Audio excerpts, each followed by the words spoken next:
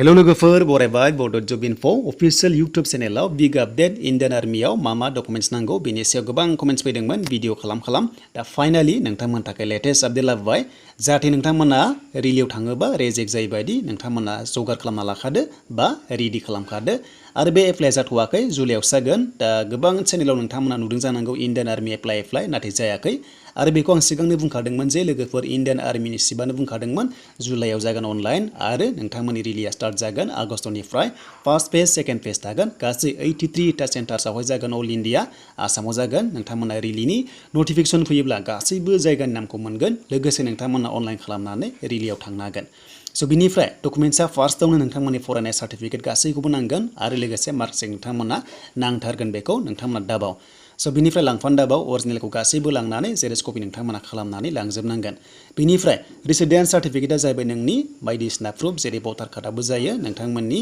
बेनिफ्राय गोबां रोखोमनि थायो जेरै जायखिजाया एड्रेस प्रुफ थानाय नोंथां बेनि सोलिगोन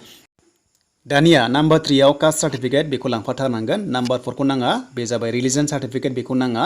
नाम्बार 5 आ इम्पर्टेन्ट स्कुल सार्टिफिकेट नांगोन केरेक्टार सार्टिफिकेट बेनो जाबाय नोंथांमोनाहाय जाय स्कुलनिफ्राय पास आउट जादोंमोन क्लास 10 लेभेलाव बेखौ नांगोन आरो जायफ्रा एचएस पास लेभेल एप्लाइ खालामदों क्लार्कआव टेक्निकेलाव अब्ला कलेज फरायनालाय स' नोंथांमोना लाबोनांगोन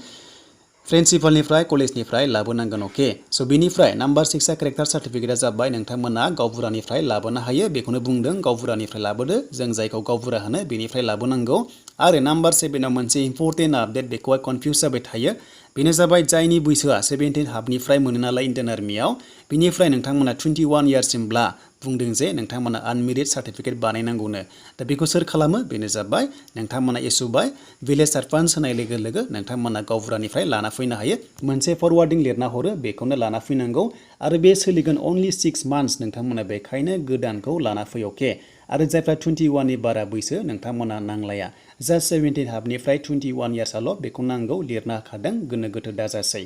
स' बिनिफ्राय नाम्बार 8 आव रिलेशनशिप दङब्ला सार्टिफिकेट दङब्ला मोजां बाथ्रासै नोंथांमोना बनास मोनगोन आरो चान्सखौ बारा मोननाय जायो इन्डियान आर्मियाव स' बिनिफ्राय नाम्बार 9 एनसिसि एबिसि नोंथांमोना दङब्ला मोजांसै बेयावबो एक्सट्रा नाम्बार मोननाय जायो बेखायनो स' नोंथांमोना दङब्ला लांफाथार एसेबो बावलांनाङा अके अब्ला बावलाङोबा बिराद लस जागोन स' बिनिफ्राय नाम्बार 10 स्पर्ट्सनि सार्टिफिकेट नोंथांमोना दङब्ला मोजांसै स्टेट लेभेलनिफ्राय लानानै नेसनेलसिम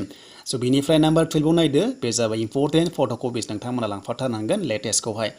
स' लेटेस्टखौ सिगांनि जोंनि रिलिज समाव सिगाङाव 16 फट'कपिस लायोमोन गासै 16 फट'कपिस लायोमोन देग्लायबो नोंथांमोना लांफा नाथाय लेटेस्ट जानांगोन कालारिं जानांगोन आरो लोगोसे नोंथांमोना बेकग्राउन्डजोंहाय साइन होनांगौमोन स' बिनिफ्राय 83 टा सेन्टार्स नोंथांमोनाहाय 83 टा सेन्टार्सआवहाय मोनगोन फार्स्ट फेज सेकेन्ड फेज थागोन आरो गासै 40,000 नि बारा भेकेन्सिस थागोन होनना बुंदों इन्डियान आर्मियाव आरो बेनो जाबाय आग्निपाथ एबा आग्निवीर स्किम थ' बेयाव नोंथांमोना 4 बोसोर साख्रि मावनो मोनगोन आरो जायफ्रा रिटायार जायो अब्ला लोगो लोगो स्टेट पुलिस एबा एसएससि आव चान्सआ दं होननानै बुंखादों जेला स' नोंथांमोना बेखौहाय फैबाय थानाय समावसो मिथिसिगोन दा बेखायनो जिडिअ खालामबा 45% थानांगोन गासैबो साबजेक्टआव 33 नाम्बार थानाय जाथारनांगोन गैयाब्ला एप्लाइ खालामनो हाया रिजेक्ट जागोन आरो 8 पासआ 10 पासआ नोंथांमोना ट्रेड्समेन बा गासैबो साबजेक्टआव 33 नाम्बार मोननाय जानांगोन नाथाय पार्सेन्ट गैयाबाबो जायो जास्ट नाम्बारासो 33 गासैबो साबजेक्टआवनो अब्लासो खालामनो हागोन आरो लोगोसे नोंथांमोना टेक्निकेल एबा क्लार्कखौ नायदो बेखौथ' मिथिखायो 60% 50% नांगौ होननानै